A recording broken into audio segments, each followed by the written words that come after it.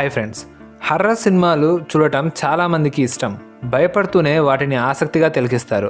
అందులో ఉండే భయంకరమైన సీన్స్ లేదా సస్పెన్స్ థ్రిల్లర్స్ అంశాలను వారు బాగా ఎంజాయ్ చేస్తారు. అయితే అలాంటి వాటన్నింటినీ సినిమాల్లోనే ఉంటాయని, నిజ జీవితంలో ఉండవని కొందరు భావిస్తారు. కానీ నిజ జీవితంలోనూ అలాంటివి ఉంటాయని మరికొందరు అంటారు. అలాంటి భయంకరమైన ప్రదేశాలలో ఈ బంగారు కోట ఒకటి. జీవితంలో ప్రతి ఒక్కరికి కొన్ని అనుభూతులు, అభిరుచులు ఉంటాయి. అవి ఏవైనా కావచ్చు. కొందరికి సాహసాలు చేయడం ఇష్టమైతే మరికొందరికి ప్రశాంతంగా బతకడం ఇష్టం. అయితే చాలామందికి సాహసాలు చేయాలనే ఆసక్తి ఉన్నా ధైర్యం చాలక వాటి జోలికెళ్లరు. ముఖ్యంగా మనసులో ఏవైనా భయాలు ఉంటే అస్సలు వాటి గురించే ఆలోచించరు. కానీ కొందరు మాత్రం సాహసాలంటే సై అంటారు. ఎలాంటి భయంకరమైన ప్రదేశాలైనా ధైర్యంగా వెళ్ళి చూసొస్తారు. అలాంటి వారికే ఈ ప్లేస్ బాగా నచ్చుతుంది. ఇది రాజస్థాన్లోని బంగారు కోట. దీనికి ఉన్న చరిత్ర గొప్పదే అయినా ఇప్పుడు హాంటెడ్ స్పాట్గా మారింది. ఆ విశేషాలు ఏంటో ఇప్పుడు మనం ఈ వీడియోలో తెలుసుకుందాం. ఈ వీడియో చాలా ఇంట్రెస్టింగ్గా ఉంటుంది. స్కిప్ చేయకుండా చివరి వరకు చూడండి. వీడియోని లైక్ చేసి, షేర్ చేసి, సబ్స్క్రైబ్ చేయడం మర్చిపోకండి. రాజస్థాన్లోని అల్వార్ ప్రాంతంలో ఉన్న ఈ బంగారు కోట భారత్లోనే అత్యంత భయంకరమైన ప్రదేశాలలో ఒకటి. ఈ ప్రాంతాన్ని భగవంత్ దాస్ అనే రాజవంశస్థుడు పాలించాడని, తన కుమారుడు మాధో సింగ్ కోసం 16వ శతాబ్దంలో ఇక్కడ కోటను నిర్మించారని ప్రసిద్ధి. దీంతో అప్పట్లో ఇక్కడ సుమారు 10,000 మంది జనాభా ఉండేవారని అంటారు. అయితే ఈ ప్రాంతానికి 2 భిన్న కథలు వ్యాప్తిలో ఉన్నాయి.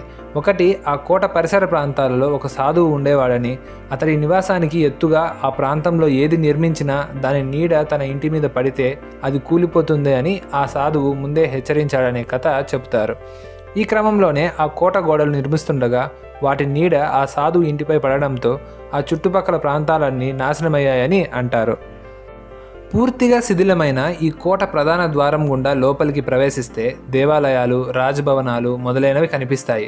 అలాగే ఈ కోటలోకి ప్రవేశించడానికి మరో 4 ముఖద్వారాలు కూడా ఉన్నాయి. Lahore gate, Ajmer gate, Pulbari gate, Delhi గేట్లని వాటికి పేర్లున్నాయి.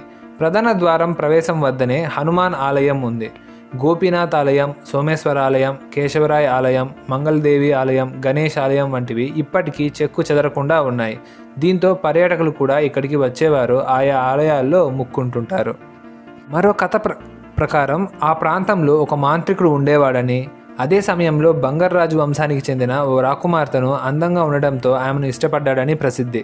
దీంతో ఆ రాకుమార్తెను తన వశం చేసుకునేందుకు ఒక మంత్రం ప్రయోగించిన రసాయనం ఆమెకు ఇవ్వగా దాన్ని ఆమె నేలకేసి కొట్టడంతో ఆ మాంత్రికుడితో పాటు ఆ ప్రాంతం నాశనమైందని చెప్తారు. ఆ మాంత్రికుడు చనిపోయే ముందు ఆ ప్రాంతం అంతా భూస్థాపితం అవుతుందని శపించినట్లు చెబుతారు.